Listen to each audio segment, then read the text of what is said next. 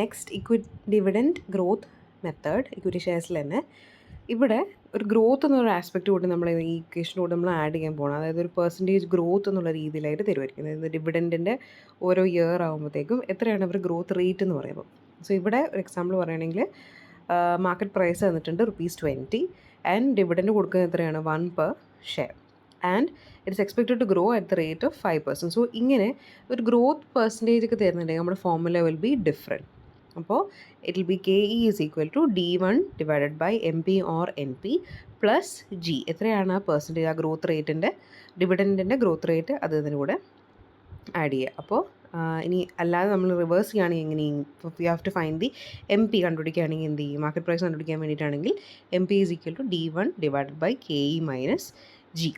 Okay, ഇനി ഒരു situation തന്നിരിക്കുകയാണ്, നമുക്ക് D1 നമുക്ക് തന്നിട്ടില്ല എങ്കിൽ, അല്ലാതെ നമുക്കൊരു ഡിവിഡൻറ്റ് പ്രീവിയസ്ലി തന്നിട്ടൊരു ഡിവിഡൻറ്റിൻ്റെ ഒരു റേറ്റ് തന്നിട്ടുണ്ടെങ്കിൽ D1 is equal to D0 into 1 plus G. അതാണ് ഇപ്പോൾ ഇവിടെ ഈ ക്വസ്റ്റ്യൻ നമ്മൾ ചെയ്തിട്ടുണ്ട്. കോസ്റ്റ് ഓഫ് ഇക്വിറ്റി ഇത്രയേ ഉള്ളൂ, KE കാൽക്കുലേറ്റ് ചെയ്യാണ് തന്നിട്ടുള്ളത്. അതുകൊണ്ടാണ് D1 by MP plus G എന്ന് പറയുന്നത്. സോ എത്രയാണ് ഡിവിഡൻറ്റ് എത്രയാണ് കൊടുക്കുന്നത് 1 ഡിവൈഡഡ് ബൈ എത്രയാണ് ഒരു മാർക്കറ്റ് പ്രൈസ് ഒരു ഷെയറിൻ്റെ കൂട്ടിയിട്ടുള്ള ഒരു 20 plus 5%. So that is how we find KE. ഇനി ഗ്രോത്ത് റേറ്റ് മാറി 6 ആയി എന്ന് വെച്ചോ. അപ്പോൾ നമുക്ക് 6 ആയിട്ടുണ്ടെങ്കിൽ നേരത്തെ നമ്മൾ കാൽക്കുലേറ്റ് ചെയ്ത് വെച്ച ആ KE വെച്ചിട്ടായിരിക്കും നമ്മൾ MP കാൽക്കുലേറ്റ് ചെയ്യുക. So MP is equal to, ഇവിടെ MP ആണ് നമ്മൾ കാൽക്കുലേറ്റ് ചെയ്യാൻ പറഞ്ഞിട്ടുള്ളത്, കോസ്റ്റ് ഓഫ് ഇക്വിറ്റി അല്ല. So MP is equal to D1 by KE minus G. Next ഇനിയിപ്പോൾ നമ്മൾ പറയുകയാണെങ്കിൽ ഏർണിങ്സ് പ്രൈസ് മെത്തേഡ്. നെക്സ്റ്റ് വേറൊരു മെത്തേഡാണ് ഏർണിങ്സ് പ്രൈസ് മെത്തേഡ്, അല്ലെങ്കിൽ ഏർണിങ്സ് പെർ ഷെയർ ആയിരിക്കും തരുന്നുണ്ടാവും. അതായത് ഓരോ ഷെയറിൻ്റെ മേലെ ഒരു ഷെയർ ഹോൾഡറിന് എത്രയായിരിക്കും റിട്ടേൺ എന്നുള്ള രീതിയിൽ ഏർണിങ്സ് ആയിട്ട് കിട്ടുന്നുണ്ടാവുക. അങ്ങനെ ഒരു എമൗണ്ട് നമുക്ക് സ്പെസിഫൈ ചെയ്തിട്ടാണ് കോസ്റ്റ് ഓഫ് ഇക്വിറ്റി കാൽക്കുലേറ്റ് ചെയ്യുന്നുണ്ടെങ്കിൽ this is how we do it. Right. So KE is equal to EPS divided by MP or NP. എന്താണ് ആ മാർക്കറ്റ് പ്രൈസ് തന്നിട്ടുള്ളത്, അല്ലെങ്കിൽ എന്താണ് അതിൻ്റെ നോമിനൽ പ്രൈസ് തന്നിട്ടുണ്ടാവുമല്ലോ, അതാണ് നമ്മളവിടെ മെൻഷൻ ചെയ്യുന്നത്. സോ എക്സാമ്പിൾ പറയുകയാണെങ്കിൽ ഏകദേശം ഒരു 80 lakh rupees എക്സ്പെൻഡിച്ചർ ഉണ്ടായിരുന്ന ഒരു കമ്പനിക്ക്, ആൻഡ് അതിൽ കൊടുത്തിട്ടുള്ളത് number of shows outstanding 20 lakh and net earnings 1,60 lakh, market value of existing share is 40.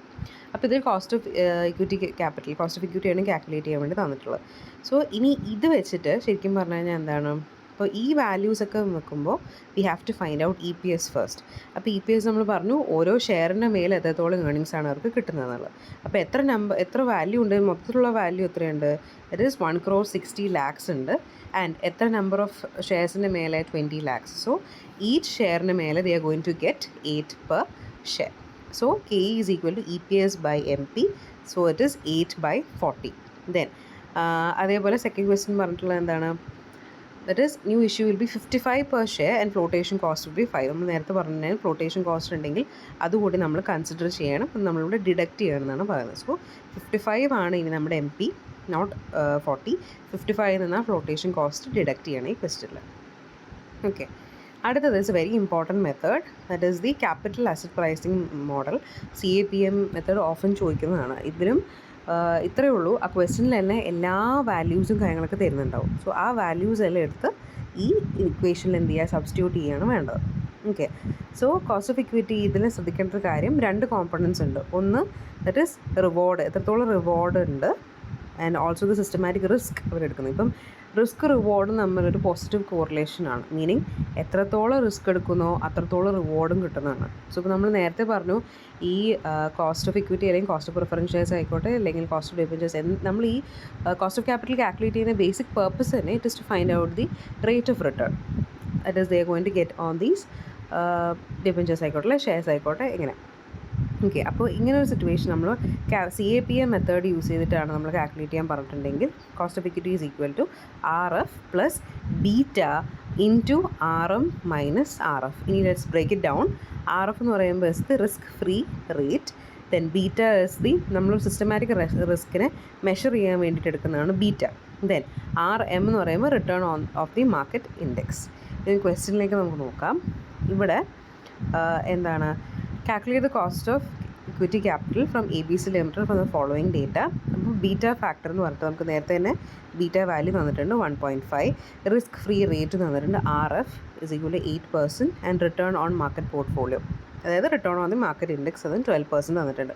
So ഇങ്ങനെ CAPM മെത്തേഡ് വെച്ച് കാൽക്കുലേറ്റ് ചെയ്യുമ്പോൾ എങ്ങനെയാണ് KE is equal to RF plus beta into RM minus RF.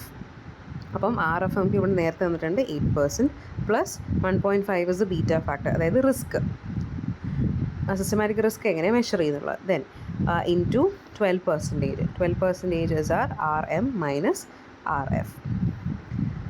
ഇനി next നമ്മൾ പറയുകയാണെങ്കിൽ cost of retain earnings or internal equity. Retain earnings എന്ന് പറയുമ്പം ഒരു കമ്പനിക്ക് ഒരു പ്രോഫിറ്റ് കിട്ടുന്നുണ്ടെങ്കിൽ അവരത് ഡിവിഡൻ്റ് ആയിട്ട് കൊടുക്കുന്നതിന് പകരം it is going to retain it with themselves. ചിലപ്പോൾ എക്സ്പാൻഷൻ പർപ്പസിനൊക്കെ വേണ്ടിയിട്ടായിരിക്കാം, അല്ലെങ്കിൽ വേറെ എന്തെങ്കിലും പർപ്പസിന് വേണ്ടി അവർ പ്രോഫിറ്റൊക്കെ അവരുടെ അടുത്ത് തന്നെ വെക്കും, പിന്നീട് അത് ഡിസ്ട്രിബ്യൂട്ട് ചെയ്യില്ല ഡിവിഡൻ്റ് ആയിട്ടോ അല്ലെങ്കിൽ റിട്ടേൺസ് ആയിട്ടൊക്കെ. സോ അതിനാണ് കോസ്റ്റ് ഓഫ് റീറ്റെയിൻഡ് ഏർണിങ്സ് പറയാം. സോ ഇവിടെ ഇപ്പം നമ്മളിപ്പോൾ KE ആയിരുന്നു കോസ്റ്റ് ഓഫ് ഇക്വിറ്റി നമ്മൾ പറയുന്നുണ്ട്, ഇവിടെ ഇപ്പം KR എന്ന് പറയുമായിരിക്കും. സോ ഹിയർ എങ്ങനെയായിരിക്കും, രണ്ട് സിറ്റുവേഷനുണ്ട്. ബ്രോക്കറേജ് ഉള്ള ഒരു സിറ്റുവേഷനും ബ്രോക്കറേജ് ഇല്ലാത്തൊരു സിറ്റുവേഷൻ. ബ്രോക്കറേജ് ഇല്ലാത്തൊരു സിറ്റുവേഷൻ ആണെങ്കിൽ cost of retain earnings will be equal to the cost of equity. നേരെ മറിച്ച് ബ്രോക്കറേജ് ഉണ്ടെങ്കിൽ KR is equal to KE into 1 minus B. 1 minus B എന്ന് പറയുമ്പോൾ തന്നെ ആ ബ്രോക്കറേജിൻ്റെ ഒരു പെർസെൻറ്റേജ് ആയിരിക്കും തരുന്നുണ്ടാവുക. ഇനി ബ്രോക്കറേജും ഉണ്ട്, ഇൻകം ടാക്സും ഉണ്ടെങ്കിൽ അതുകൂടി നമ്മൾ കൺസിഡർ ചെയ്യണം. നേരത്തെ സിറ്റുവേഷനിലൊക്കെ നമ്മൾ ഡിവിഡൻറ്റില്ല ഡിബെഞ്ചേഴ്സിലൊക്കെ നമ്മൾ ടാക്സിൻ്റെ ഒരു വാല്യൂ കൺസിഡർ ചെയ്തിട്ടുണ്ടായിരുന്നു. ഇവിടെയും ഇതേപോലെ കൺസിഡർ ചെയ്യണം. ഓക്കെ. ഇനി weighted average cost of capital. ഈ weighted average cost of capital ഇത് ഇത്രയേ ഉള്ളൂ. ഈ ഓരോന്നിനും ഇപ്പോൾ നമ്മളിപ്പോൾ ഇക്വിറ്റി ആയിക്കോട്ടെ ഡെറ്റ് ആയിക്കോട്ടെ അതിനൊക്കെ ശരിക്കും പറഞ്ഞു കഴിഞ്ഞാൽ ഒരു അമൗണ്ട് അല്ലെങ്കിൽ അതിനൊരു വെയ്റ്റ് അസൈൻ ചെയ്ത് കൊടുക്കുന്നുണ്ടാവും. സോ അതിന് സിഗ്നിഫിക്കൻസോ അല്ലെങ്കിൽ എത്രത്തോളം ഇമ്പോർട്ടൻസ് കൊടുക്കുന്നുണ്ട്, that is represented with the help of weights. Okay. So ഇനി ഇവിടെ നമ്മൾ നോക്കുകയാണെങ്കിൽ weighted average cost of capital അതായത് WACC.